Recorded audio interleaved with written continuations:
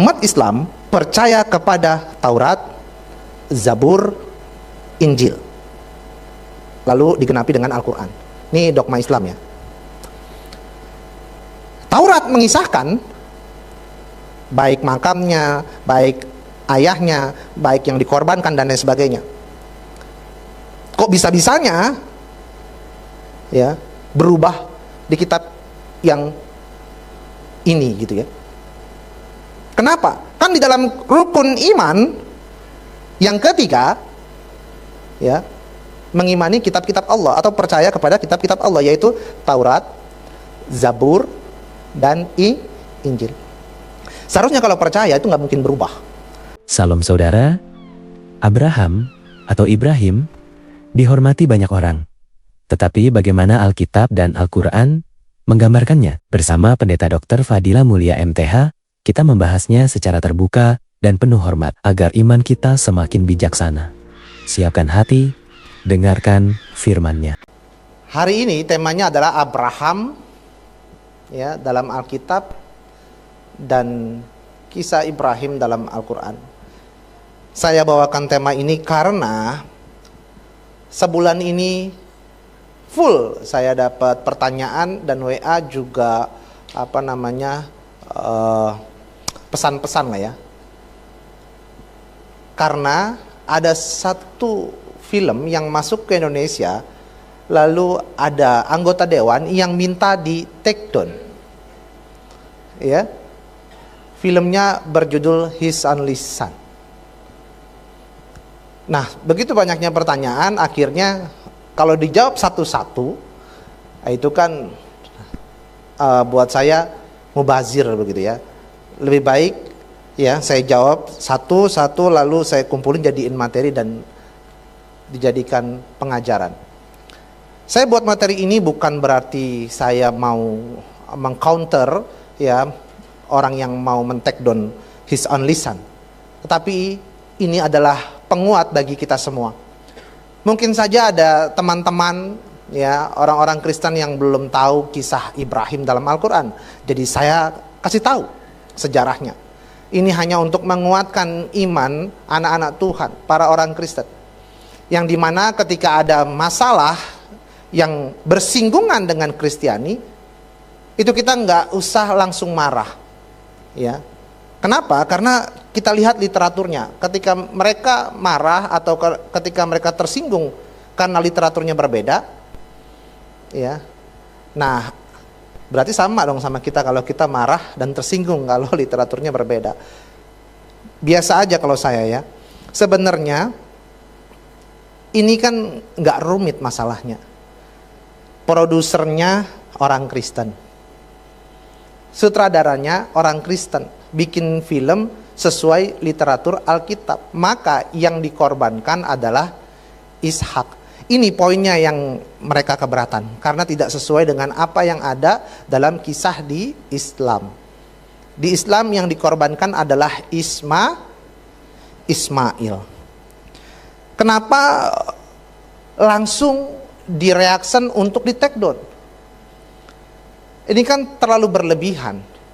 Itu hanya film. Di Alkitab semuanya bertentangan tuh.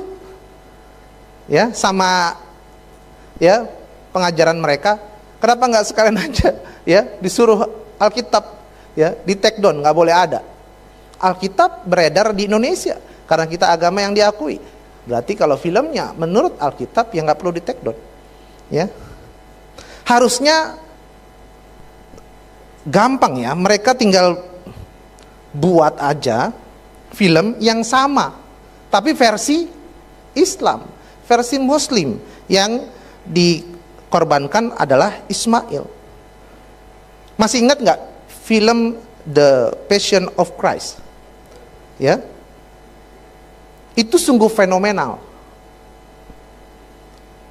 Mereka tersinggung. Kenapa? Karena tidak sesuai dengan ajaran Islam.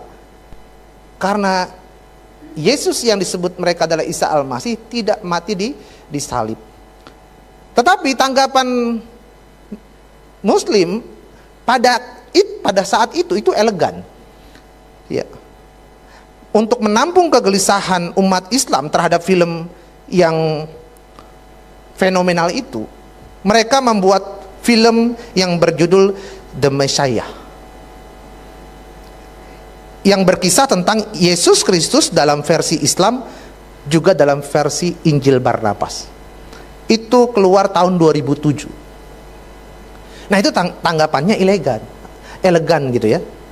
Jadi karya dibalas dengan karya. Biarkan penonton yang memilah atau memilih. Jujur aja ya, kalau tanggapannya takut mengganggu iman dari orang-orang muslim. Jujur aja nih, kalau saya masih muslim, segede apapun itu film, saya nggak bakal masuk ke bioskop itu. Saya akan cari film lain. Ya. Tapi kenapa harus take down? Jadi sekali lagi, kalau mau berkomentar atau menanggapi, balaslah dengan karya.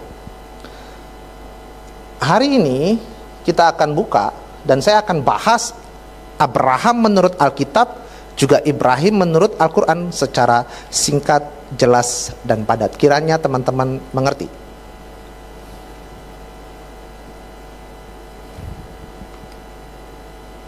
Ya. Nah, apakah Abraham versi Alkitab dengan Ibrahim versi Al-Quran adalah oknum yang sama? Itu pertanyaannya. Bang, sama nggak sih bang? Ya, Abraham versi Alkitab dengan Ibrahim versi Al-Quran. Jika sama, mengapa berbeda dan bertentangan kisah dan faktanya? Nah, saya akan memaparkan perihal atau ihwal Abraham versi Alkitab dan Ibrahim versi Al-Quran yang hampir ada kemiripan tapi berbeda. Sekali lagi, ini hanya untuk menambah wawasan ya, biar kita sama-sama tahu kisahnya. Dimulai dari makam atau kuburan dari Abraham di dalam Alkitab. Terdapat dalam Kejadian 25 ayat 7 sampai dengan 11. Abraham mencapai umur 175 tahun. Lalu ia meninggal. Ia mati pada waktu telah putih rambutnya, tua dan suntuk umur. Maka ia dikumpulkan kepada kaum leluhurnya, dan anak-anaknya Ishak dan Ismail menguburkan dia dalam gua Makpela di padang Efron bin Zohar, orang Het itu, padang yang letaknya di sebelah timur Memre, yang telah dibeli Abraham dari Bani Het. Di sanalah terkubur Abraham dan Sarah istrinya. Setelah Abraham mati, Allah memberkati Ishak anaknya itu, dan Ishak diam dekat sumur Lahai. Jadi di sini tertulis Abraham mati, dikuburkan di mana? Di gua Makpela. Ya. Yang menguburkan siapa? Anaknya, Ishak dan berarti Ismail juga anaknya ya. Jadi saya berpikir, kalau literatur mereka mengatakan Ismail, ya kita nggak perlu marah. Saling menghargai. Kita di Indonesia ada yang namanya moderasi beragama. Jadi saling menghargai. Tidak usah langsung bilang take down, take down, take down. Ya, saling menghargai aja. Itu dalam Alkitab. Kita lihat Ibrahim di dalam Al-Quran, kita akan cari tahu apakah ada kisah kematiannya ataupun makamnya. Di dalam Al-Baqarah ayat 125, dan ingatlah ketika kami menjadikan rumah itu, Baitullah, tempat berkumpul bagi manusia dan tempat yang aman, dan jadikanlah sebagian makom Ibrahim tempat salat. Dan telah kami perintahkan kepada Ibrahim dan Ismail, bersihkanlah rumahku untuk orang-orang yang tawaf, yang iktikaf, yang ruku, dan yang sujud. Jika kita lihat di dalam Quran surat Al-Imran ayat 97, di situ tertulis, padanya terdapat tanda-tanda yang nyata di antaranya makom Ibrahim. Saudaraku terkasih, makom Ibrahim, apakah ini kuburannya atau makamnya, begitu ya? Tapi kebanyakan orang mengatakan, sebagian orang mengatakan bahwa makom tersebut adalah pijakan kaki Ibrahim. Pertanyaannya begini, kapan Ibrahim datang ke Mekah?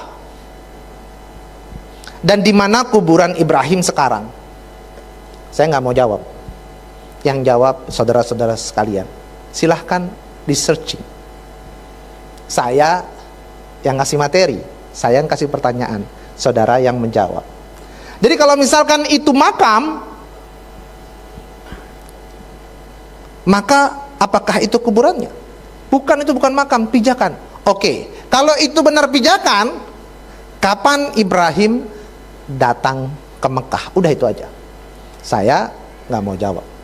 Saudara yang jawab. Yang di rumah, ya kan, pasti nonton gitu ya, streaming ibadah ini. Nah, langsung searching aja, terserah, cari aja. Saya nggak mau jawab. Bang, jawab dong bang, jawab. Ya, oke deh, saya mau jawab. Tapi jawaban saya versi Alkitab. Karena saya sebagai orang Kristen meyakini literatur di dalam Alkitab. Bahkan saya akan buka dalam Taurat. Mari kita lihat catatan sejarah di dalam kitab Taurat. Ya.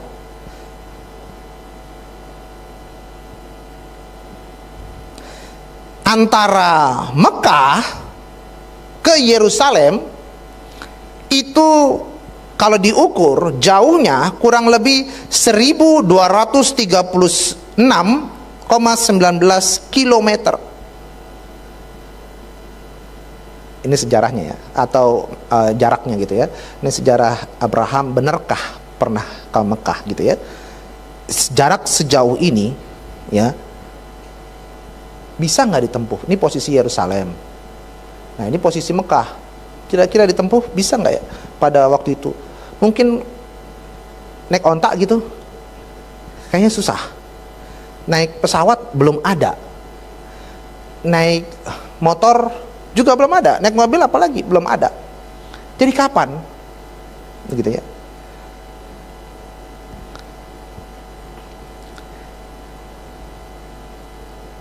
Jadi saya berpikir saya menjawab harus dengan literatur Alkitab. Nanti akan ketahuan. Pernah nggak sih ya ke Mekah? Ini perjalanan Abraham ya, dari Ur Kasdim menuju Haran dan lain sebagainya ya. Lalu dia mati di Gua Makpelah. Ya. Dikuburkan di Hebron di Gua Makpelah. Nah, secara singkat saya akan rangkum seperti ini. Dia berangkat dari Ur Kasdim, terlihat dalam Kejadian 11 ayat 31, sampai ke Haran dalam Kejadian 11 ayat 31 juga, sampai ke Sikem dalam Kejadian 12 ayatnya ke-6, sampai ke pegunungan sebelah timur Betel dalam Kejadian 12 ayat 8, sampai ke tanah Negeb Kejadian 12 ayat 9, sampai ke Mesir Kejadian 12 ayat 10, kembali ke tanah Negeb Kejadian 13 ayat 1, menuju ke Betel Kejadian 13 ayat 3, pindah ke Memre dekat Hebron, bisa dilihat di Kejadian 13 ayatnya yang pertama. Ibrahim diberkati anaknya Ismail ketika di Kanaan, bisa dilihat di Kejadian 16 ayatnya yang ketiga. Ibrahim ke tanah Negeb Kejadian 20 ayat 1, Ibrahim ke tanah Moria Kejadian 22 ayat 2, Ibrahim pergi dan tinggal di Beersheba, bisa dilihat di Kejadian 22 ayat 19. Nah, Sarah nampaknya tetap tinggal di Hebron. Sarah wafat di Hebron dalam Kejadian 23 ayat 2. Nah, Ibrahim juga dimakamkan di Gua Makpelah di Hebron, Kejadian 25 ayat 9. Tidak pernah ya tertulis menginjakkan kakinya di Mekah. Jadi menurut kitab Taurat, Abraham atau Ibrahim tidak pernah menginjakkan kakinya di tanah Mekah. Lalu makam siapakah yang ada di Mekah? Itu bukan makam, Bang, itu pijakan. Oke, pijakan kaki siapa yang di Mekah? Saya sedang tidak menekan pihak tertentu, tapi saya bertanya. Ya, saya bertanya. Yang tahu jawabannya silahkan komen, ya, di kolom komentar. Oke, itu masalah kematian dan kuburan Abraham. Sekarang kita lihat bapak kandung dari Abraham atau yang disebut Ibrahim oleh umat Islam. Di dalam Kejadian 11 ayat 26, setelah Terah hidup 70 tahun, ia memperanakan Abram, Nahor, dan Haran. Nah, Abraham itu nama baru dari Tuhan. Nama sebelumnya adalah Abram. Bapaknya namanya Terah. Itu dalam Alkitab. Kita lihat di dalam Al-Quran. Dalam Quran surat Al-An'am ayat 74. Dan ingatlah di waktu Ibrahim berkata kepada bapaknya, Azar, pantaskah kamu menjadikan berhala-berhala sebagai Tuhan? Sesungguhnya aku melihat kamu dan kaummu dalam kesesatan yang nyata. Jadi bapaknya Ibrahim namanya Azar. Makamnya beda, bapaknya beda, ya. Lalu ini yang fenomenal, yang gara-gara ini film His Only Son diminta di take down. Dalam Kejadian 22 ayatnya yang kedua, firman-Nya, ambillah anakmu yang tunggal itu yang engkau kasihi, yakni Ishak. Pergilah ke tanah Moria dan persembahkanlah dia di sana sebagai korban bakaran pada salah satu gunung yang akan kukatakan kepadamu. Ada tertulis namanya Ishak. Jadi kalau produser atau sutradara His Only Son, ya, membuat film lalu yang dikorbankan namanya Ishak, dan Ishak yang dikorbankan itu, ya, adalah sudah ada di literatur Alkitab, kira-kira salah apa enggak? Ya karena memang literaturnya Alkitab, ya, enggak salah. Mohon maaf nih, mohon maaf banget. Kalau seandainya Pak Yosi, ya, ketika zaman Abraham dia menjadi anak Abraham, ya, jadi Terah memperanakan, ya, Abraham, ya, terus Yosi gitu ya, sorry ya Pak ya, sorry ya, jangan diambil hati. Terus Tuhan katakan, ambillah anakmu yang tunggal itu yang engkau kasihi, yakni Yosi, misalkan. Kira-kira yang dibawa Abraham, Ishak atau Ismail? Ya Abraham nurut Tuhan dong, ya kan? Nurut Tuhan. Ini contoh. Jadi Abraham itu hanya menuruti kata Tuhan. Jadi kalau pada saat itu Pak Yosi sudah ada, mungkin Pak Yosi fenomenal, ya, wah, dia yang persembahkan nih, ya kan? Tapi sayangnya Pak Yosi tidak sefenomenal itu, ya. Nah itu maksud saya mau katakan Abraham dia hanya menuruti kata Tuhan. Kalau di Alkitab tertulis Ishak dan Tuhan maunya Ishak, nggak bakal bisa diganti. Nah coba ya kita lihat di dalam Al-Quran, ya, di dalam Quran surat Asy-Syaffat ayat 100 berbunyi, ya Tuhanku, anugerahkanlah kepadaku seorang anak yang termasuk orang-orang yang saleh.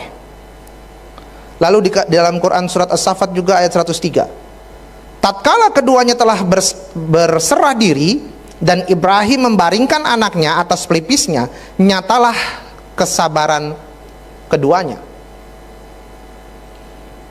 Nah, kalau kita baca secara keseluruhan dalam Quran surat As-Saffat ini dalam ayat 99 sampai 107, tidak akan menemukan dan tidak menjelaskan bahwa Ibrahim mengorbankan Ismail. Kosong nama itu. Inilah yang membuat para ahli sejarah Islam bingung dan berbeda pendapat. Siapa yang dikorbankan? Ya, nggak ada. Ya, bingung mereka semua.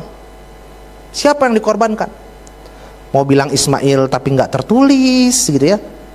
Mau bilang Ishak nanti kok sama kayak Alkitab, jadi bingung mereka. Terus jawabannya yang benar yang mana? Kalau saya ditanya, yang dikorbankan adalah hewan, saudara. Dua-duanya nggak ada yang mati. Ya, Tuhan ganti dengan domba, kambing, atau disebut kibas. Sekarang gini, coba ya, umat Islam percaya kepada Taurat, Zabur, Injil, lalu digenapi dengan Al-Quran. Ini dogma Islam ya. Taurat mengisahkan baik makamnya, baik ayahnya, baik yang dikorbankan dan lain sebagainya. Kok bisa-bisanya ya berubah di kitab yang ini gitu ya? Kenapa? Kan di dalam rukun iman yang ketiga ya, mengimani kitab-kitab Allah atau percaya kepada kitab-kitab Allah, yaitu Taurat, Zabur, dan Injil. Seharusnya kalau percaya itu nggak mungkin berubah. Kisahnya itu terus sama, ya, walaupun penulisnya berbeda. Tapi mengapa kok bisa berbeda kisahnya? Nah, saudara yang menyimpulkan. Lalu kisah Abraham atau Ibrahim dibakar. Ya. Dalam Alkitab tidak ada kisah Abraham dibakar. Siapa yang pernah menemukan kisah Abraham dibakar? Mungkin yang pojok sana atau yang pojok sana. Ada yang pernah menemukan kisah Abraham dibakar? Nggak ada dalam Alkitab. Tapi ada nggak sih kejadian bakar-bakaran begitu ya, pengikut Tuhan gitu ya, dibakar? Ada kisahnya, tapi bukan Abraham. Kisah pembakaran itu hanya ada pada zaman Nabi Daniel. Coba lihat di dalam Daniel pasalnya yang ketiga ayat 19 sampai dengan 26. Maka meluaplah kegeraman Nebukadnezar. Air mukanya berubah terhadap Sadrak, Mesak, dan Abednego. Lalu diperintahkannya supaya perapian itu dibuat 7 kali lebih panas dari yang biasa kepada beberapa orang yang sangat kuat dari tentaranya. Dititahkannya untuk mengikat Sadrak, Mesak, dan Abednego dan mencampakkan mereka ke dalam perapian yang menyala-nyala itu. Oh, jadi ada kisahnya. Ya, tapi yang dibakar atau dilemparkan ke perapian adalah Sadrak, Mesak, Abednego. Lalu diikatlah ketiga orang itu dengan jubah, celana, topi, dan pakaian-pakaian mereka yang lain dan dicampakkan ke dalam perapian yang menyala-nyala. Karena titah raja itu keras, dipanaskanlah perapian itu dengan luar biasa, sehingga nyala api itu membakar mati orang-orang yang mengangkat Sadrak, Mesak, dan Abednego itu ke atas. Tetapi ketiga orang itu, yakni Sadrak, Mesak, dan Abednego, jatuh ke dalam perapian yang menyala-nyala itu dengan terikat. Kemudian terkejutlah Raja Nebukadnezar lalu bangun dengan segera. Berkatalah ia kepada para menterinya, bukankah 3 orang yang telah kita campakkan dengan terikat ke dalam api itu? Ya, jawab mereka kepada raja, benar ya raja. Katanya, tetapi ada 4 orang kulihat berjalan-jalan dengan bebas di tengah-tengah api itu. Mereka tidak terluka, dan yang keempat itu rupanya seperti anak dewa. Lalu Nebukadnezar mendekati pintu perapian yang menyala-nyala itu Berkatalah ia, Sadak, Mesak, dan Abednego, hamba-hamba Allah yang maha tinggi, keluarlah dan datanglah kemari. Lalu keluarlah Sadak, Mesak, dan Abednego dari api itu. Jadi kisah ini kisah tentang Sadak, Mesak, Abednego yang dibuang ke perapian. Namun ya, Nebukadnezar terkejut, kok nggak mati? Malah seperti ada anak dewa yang menyelamatkan. Dipanggillah Sadak, Mesak, dan Abednego. Nah, di dalam kisah ya di Islam bahwasannya Abraham atau Ibrahim itu dibakar, saudara. Di dalam Quran surat Al-Anbiya ayatnya yang ke-69, kami berfirman, hai api, menjadi dinginlah dan menjadi keselamatanlah bagi Ibrahim. Ya, jadi Ibrahim dibakar, lalu apinya jadi dingin. Ya, apinya jadi dingin. Kalau di kisah Alkitab kan apinya nggak berubah jadi dingin. Bahkan yang ngangkat Sadak, Mesak, Abednego juga tentara-tentaranya mati kebakar. Tapi ini apinya jadi dingin. Jadi Ibrahim selamat. Di sini kita bisa lihat apakah benar Abraham berada pada zaman Daniel dan dilempar ke perapian. Contoh misalkan pada masa itu Abraham dibakar. Ya, harusnya kan zaman Daniel tuh, tragedi pembakaran di perapian itu. Abraham dibakar nih. Terus tiba-tiba Daniel lewat.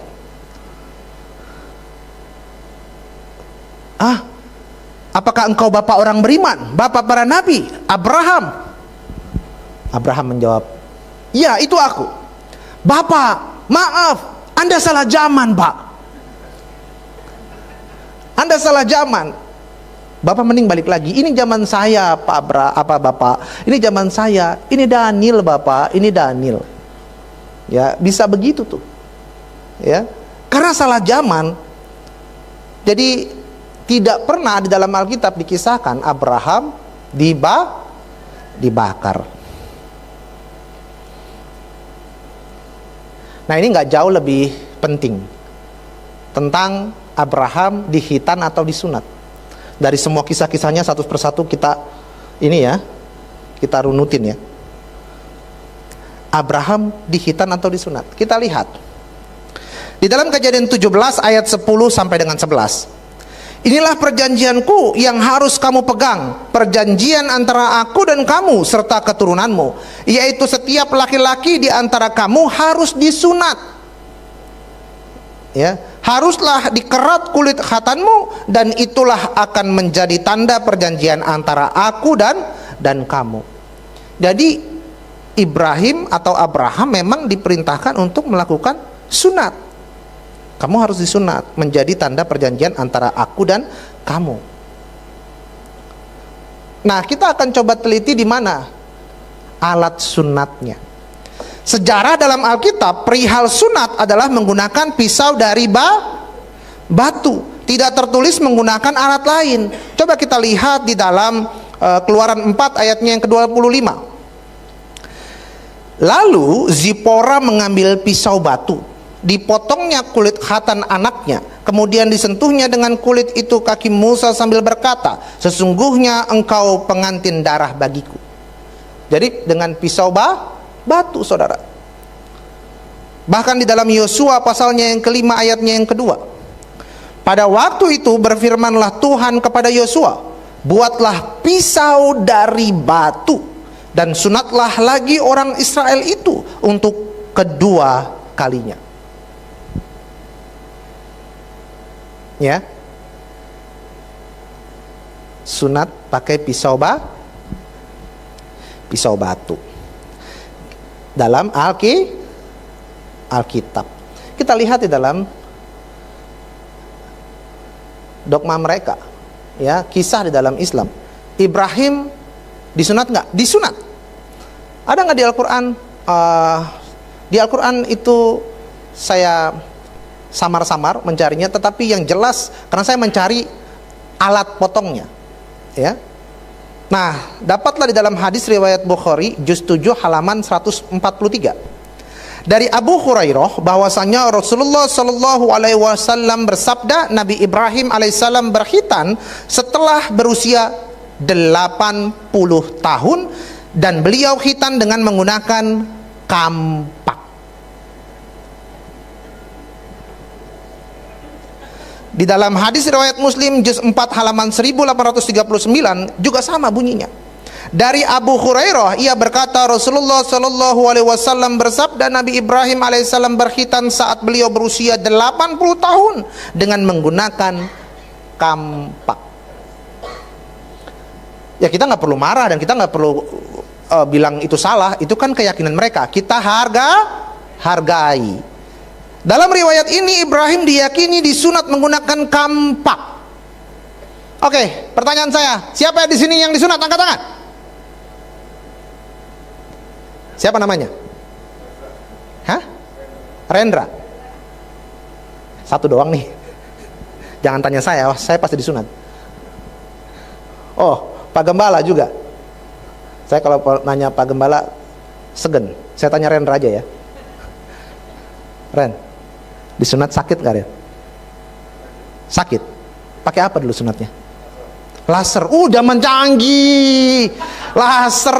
Baru saya mengharapkan jawabannya gunting ke atau alat apa ke gitu. Laser. Susah dibandingkan gitu dengan alat pisau batu gitu ya. Tapi bayangkan sekarang dunia udah canggih. Pakailah laser. Ini moga-moga Pak Pujo nonton ya di rumah ya. Saya berdoa tadi dapat kabar Pak Pujo sakit, saya berdoa sembuh. Saya WhatsApp tadi ya. Pak Pujo disunat kan? Gimana? Pak Pujo umurnya berapa? Berapa umurnya? 40. 40. Ada 70 ada.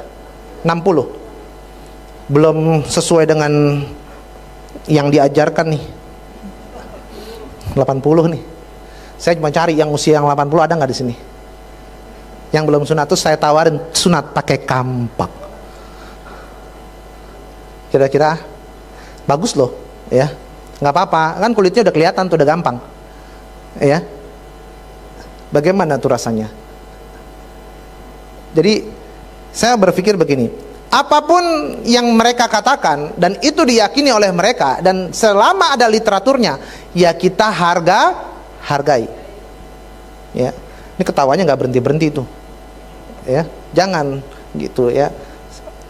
Memang saat ini kita ketawa waktu merasakan sunat, waktu itu sakit, nangis nggak? Nangis nggak Ren? Oh nggak nangis, ya laser sih ya, nggak terasa ya laser. Saya masih dengan gunting, ya si gunting terus dijahit satu persatu.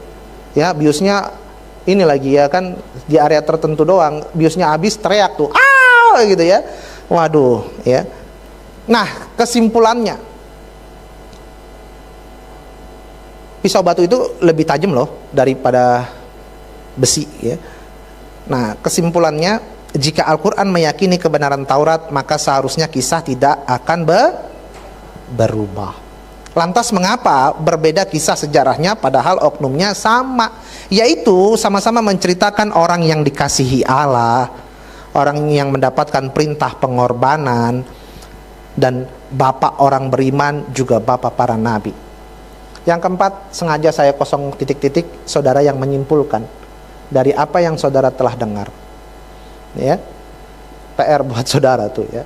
Karena sebenarnya yang disimpulkan banyak, tapi dari ketiga ini sudah menunjukkan bahwasannya ini sebenarnya menceritakan oknum yang satu, tetapi kenapa kisahnya berbeda. Nah, kesimpulan yang nomor 4, saudara bisa menyimpulkannya dengan terserah saudara. Tapi yang jelas,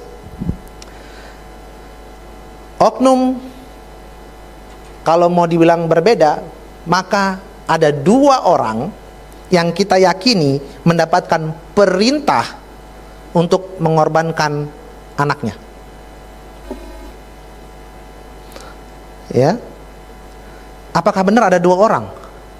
Atau memang oknumnya sama, kisahnya doang beda? Nah, saudara yang jawab deh. Ya, saudara yang jawab.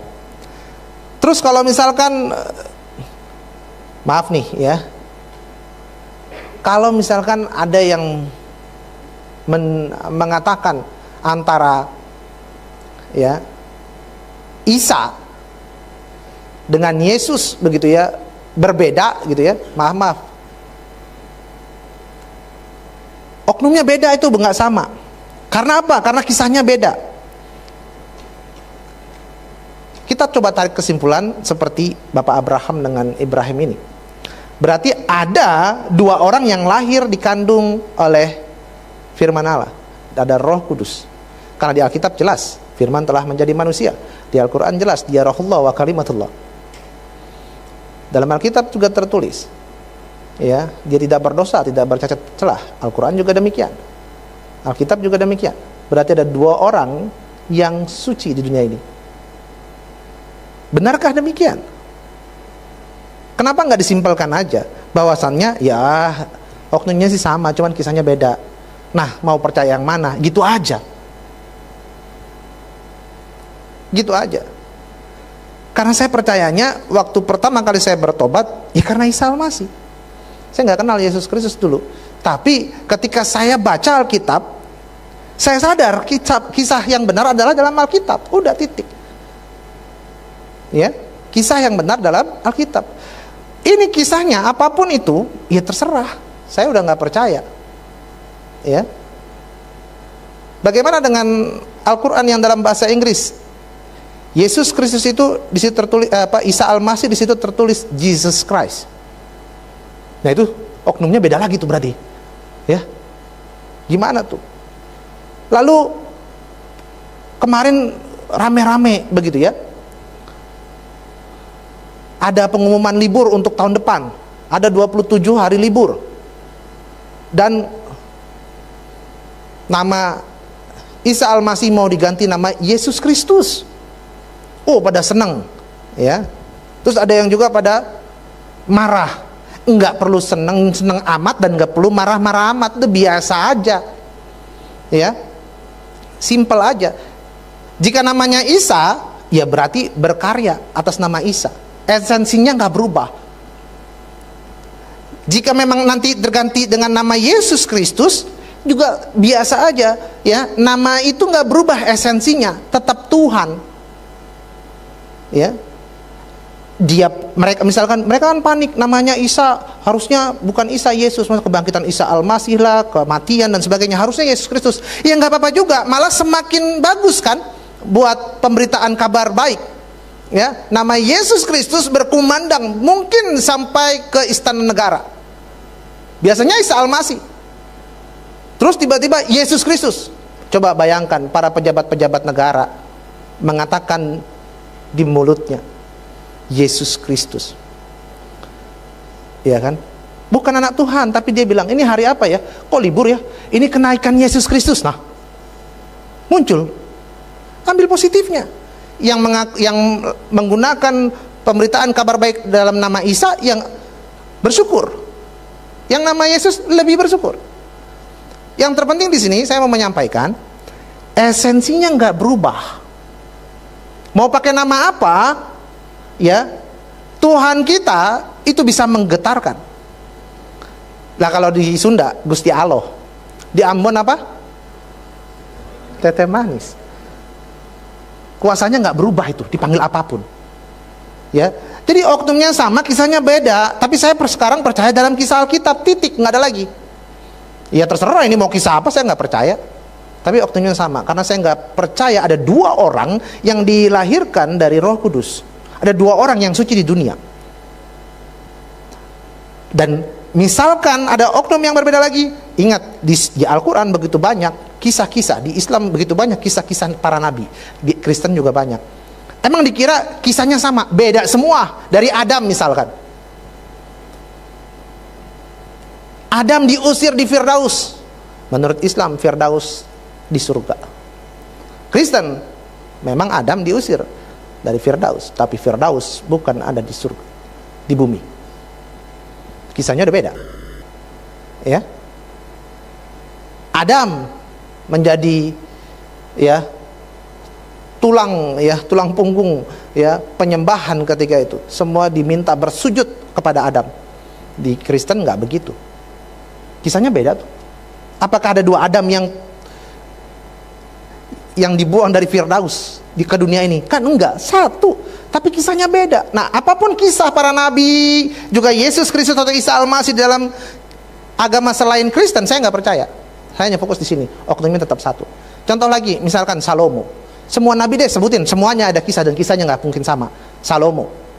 Sejak kapan Salomo bisa bicara dengan para jin dan punya pasukan jin? Dia bisa bicara dengan hewan, dia bisa bicara dengan pohon. Bahkan di Indonesia ini luar biasa. Candi, saya mau nyebutin nanti disangkanya iklan, ya. Borobudur, peninggalan Nabi Sulaiman.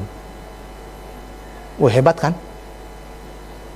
Kisahnya beda. Dia menceritakan oknum yang sama. Ya, saya hanya fokus ke oknumnya dengan cerita yang ada di Alkitab. Daud juga sama. Ishak, belum Nabi Idris dalam Islam. Kristen di dalam Alkitab disebut Henok. Namanya beda tapi oknumnya sama. Ya, kayak Yesus, Isa, Yohanes, Yahya. Kayak begitu aja. Yitro, Su'aib. Yitro kan mertua Musa disebutnya. Ini Su'aib. Ya, kisahnya beda. Dia mau mengisahkan tentang Salomo, tapi kok begitu? Ya, saya nggak percaya. Saya percayanya sekarang menurut Alkitab. Mau percaya Alkitab atau percaya yang lain? Nah, kalaupun ada yang membanding-bandingkan kisahnya, karena kisahnya itu akhirnya orang itu mengatakan oknumnya berbeda, saya tetap hargai, saya tetap hormati, ya. Tapi bukankah perbedaannya cuma sedikit, tapi persamaannya begitu banyak. Perbedaannya cuma dia nggak mati di kayu salib, dia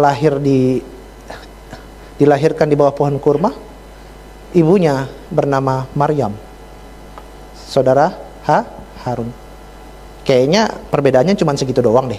Persamaannya begitu banyak. Dia kalimatullah, dia rohullah, dia tahu hari kiamat, dia suci, ya, dia terkemuka di dunia dan di akhirat dan lain sebagainya. Persamaannya begitu banyak. Tapi perbedaannya yang sedikit itu menjadikan oknum ini bisa berbeda. Tetap saya hargai. Tapi keyakinan saya tetap teguh bahwasannya semuanya itu tokohnya cuma satu, kisahnya yang berbeda, dan saya hanya percaya yang ada dalam Alkitab. Beres. Saudara, memahami perbedaan bukanlah untuk memecah, tetapi untuk memperdalam keyakinan dan membangun dialog yang dewasa. Kiranya melalui pembahasan ini, kita semakin menghargai sejarah iman, semakin teguh dalam kebenaran, dan tetap berjalan dalam kasih. Semoga setiap pembelajaran membawa kita bukan hanya pada pengetahuan, tetapi pada hati yang rendah dan penuh damai. Tuhan memberkati.